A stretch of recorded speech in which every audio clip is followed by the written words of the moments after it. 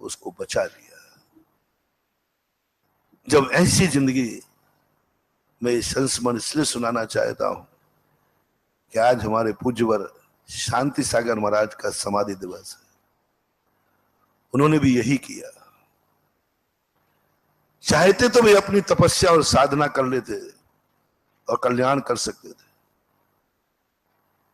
लेकिन उन्होंने कहा नहीं, मैं आने वाले मुनियों पर उपसर्ग न आवे, इसलिए सारे उपसर्ग मैं झेलूंगा। आचार्य का एक गुण होता है, अच्छे राजा का एक गुण होता है, घर के मुखिया का एक गुण होता है, बड़ों का एक गुण होता है। दुनिया में क्या नीति होती है? छोटों का गुण और बड़ों के गुण में। बड़े लोग जब संकट आता है तो छोटों को पीछे खड़ा करते हैं, स्वयं आगे होते हैं, स्वयं आगे हो जाते हैं। हमारे आचार्य श्री में ये बहुत बड़ा गुण है, क्योंकि वो भी शांति सागर के ओरिजिनल वंशज है ना, गुण है। हम लोग कभी त्याग भी करते हैं, डांट पड़ती है, किससे पूछे किया त्याग तुमने? कह दिया ना कल से लेना शुरू करो, और पता चलता है दूसरे दिन से वो खुद छोड़ देते हैं, और फिर महीने भर बाद बुला के कहते हैं अब छोड़ दो। अरे भाई, महीना भर पहले तो डांट रहे थे। मैंने करके नहीं देखा था कि इसका साइड इफेक्ट क्या है। शांति सागर महाराज कहते हैं मैं चलूंगा, मैं विहार करूंगा। दक्षिण भारत के लोगों ने कह दिया कि नहीं, कितना बड़ा बीड़ा उठाया था। ऐसी स्थिति थी कि कोई मुनिराज बाहर निकल नहीं सकते थे। मुनिराज तो थे, महावीर स्वामी के बाद आज तक एक दिन भी, एक घंटा क्या, एक मिनट भी ऐसा नहीं हुआ जिस समय भावलिंगी मुनिराज इस पृथ्वी पर ना रहे हो। शांतिनाथ भगवान के बाद से आज तक एक दिन को भी धर्म का लोप नहीं हुआ। धर्म का अर्थ मुनियों का अभाव नहीं हुआ।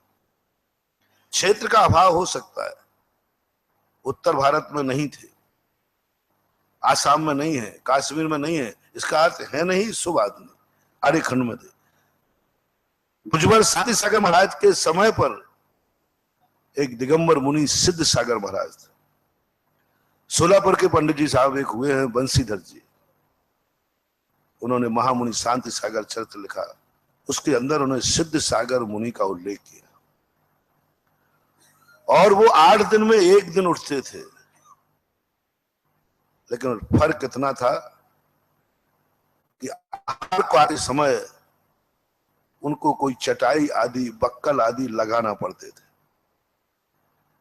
और जब वो आहार करके लौटते थे तो अपने मठ में दिगंबर रहते थे। जंगल में उनका मठ था, दिगंबर चर्या पालन करते थे जैसे अपन करते, बस आहार के लिए जाते थे, और राजकीय विद्रोह के कारण से कुछ चटाई आदि वो ऐसा लपेट लेते थे, वह करना।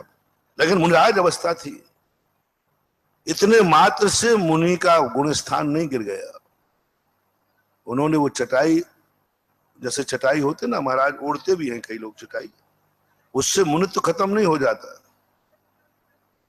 पूरे शरीर में रात में सो के उड़ते हैं। यहाँ राजा के कारण आहार के लिए चटाई ओढ़ लेते, पहन लेते थे, ढंग से ऐसा बांध लेते थे, आहार ले आते। शांति सागर महाराज ने कहा नहीं, ये चटाई भी नहीं होगी, मैं मार्ग बनाऊंगा। संक्षेप में कर रहा हूं जो बात कहना चाहता हूं। यदि वो भी एक मठ में रह जाते, वहीं श्रेष्ठियों ने आहार की व्यवस्था बना दी। महाराज जी, आपको नहीं पहनना है कपड़े, आपको नहीं पहनना है चटाई, तो मत पहनो,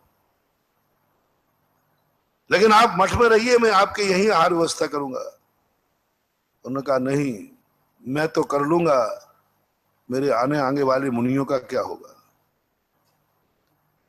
सारे मुनि ऐसे छुप के रहेंगे, सारे संकट में झेलूंगा। उत्तर भारत की तरफ जो वो विहार करने लगे, तब लोगों ने कहा महाराज जी आप कहां जा रहे हैं? बोले मैं वहां जा रहा हूं जहां जहां बाद में मेरे मुनिराज विहार करेंगे। क्या संकट झेले महाराज ने। 8-8 दिन तक कोई आहार नहीं दे पाया उनको। शुरू की बात है, महाराज पहुंच गए, कोई जानते ही नहीं था कि मुनिचर्या क्या होती है। लोग दूध लेके आ गए, रोटी लेके आ गए, महाराज चलो घर पे कर लो, यहाँ कर लो, वही ऋषभदेव जैसे। अब कोई जानते ही नहीं कि पड़गाना क्या करना क्या नहीं करना, फिर भी उनको कभी डिगे नहीं। उत्तर भारत की जब बिहार की ऐसे संकट आए, अंग्रेज कमांडरों ने घेर लिया, आप आगे नहीं बढ़ सकते हो, मैं नहीं बढ़ने दूंगा। उनका मत बढ़ने तो यहीं खड़ा रहूंगा, पीछे तो नहीं हटूंगा, पीछे नहीं हटूंगा। बंगाल के स्थान पर एक घटना हुई, उन्होंने कहा आपको नहीं जाने दूंगा अंदर, कलकत्ता के पास। उन्होंने कहा मत जाने तो मैं यहीं खड़ा रहूंगा, और बीच चौराहे पर शहर में खड़े हो गए, आप मंदिर में ही रहिए। उन्होंने कहा ठीक है, आपको जो करना हो करो, मैं तो यहीं खड़ा हूं, पीछे तो मैं नहीं हटूंगा। आपको जेल में डाल दिया जाएगा, वो तुम्हारी मर्जी, तुम्हें जो करना हो करो, वहां भी मैं मुनि रहूंगा। 3 घंटे लगभग बताते, पूरी पुलिस वो कहेंगे आगे मैं नहीं बढ़ने दोगे तो मैं पीछे भी नहीं हटूंगा। चौराहे पर खड़े रहे। अंत में जाकर के जो उनका कमिश्नर आदि जो होता है वो आया, उन्होंने कहा इनको जाने दो, नहीं तो और बवाल खड़ा हो जाएगा, और बल्कि इनको प्रोटोकॉल और दो सुरक्षा का कि शांति के साथ चले जाएं तो अच्छा है। और पूरे बंगाल में बिहार किया, और जहां जहां आचार्य महाराज ने बिहार किया, वहां वहां आज शादियों के बिहार भी हो रहे हैं। थोड़े बहुत कभी उपसर्ग आ जाते, लेकिन कितना संकट झेल करके, यानी संकट उनको नहीं आना थे, हम लोगों को आना थे, लेकिन वे संकट सब उन्होंने अपने ऊपर ले लिया। कल के दिन जो मेरे मुनियों के साथ होगा वो मेरे साथ हुआ, तो मैं झेल के देखता हूं, मैं बिहार करके देखता हूं, मैं देखता हूं क्या होता है। और आज उनके हम गुणानुवाद, कितने गुणानुवाद करें। हम लोग बिल्कुल ऐसे खुले रास्ते पर घूम रहे हैं कि हमें कांटा भी नहीं लगता है, सारे कुछ नहीं। अब बोलो हमारे पुण्य के उदय हैं कि शांति सागर महाराज का? उनको तो संकट ही संकट थे, उनके तो इतने अशुभ कर्म के उदय थे, इतने अशुभ कर्म के उदय थे कि बेचारे उपसर्ग और संकट ही झेलते रहे। सांप भी चढ़ गए ऊपर, सांप भी ऊपर चढ़ गए। और हम लोगों के कितने पुण्य के उदय हैं, एक छिपकुली भी नहीं चढ़ रही, एक मच्छर भी नहीं आ पा रहा ऊपर।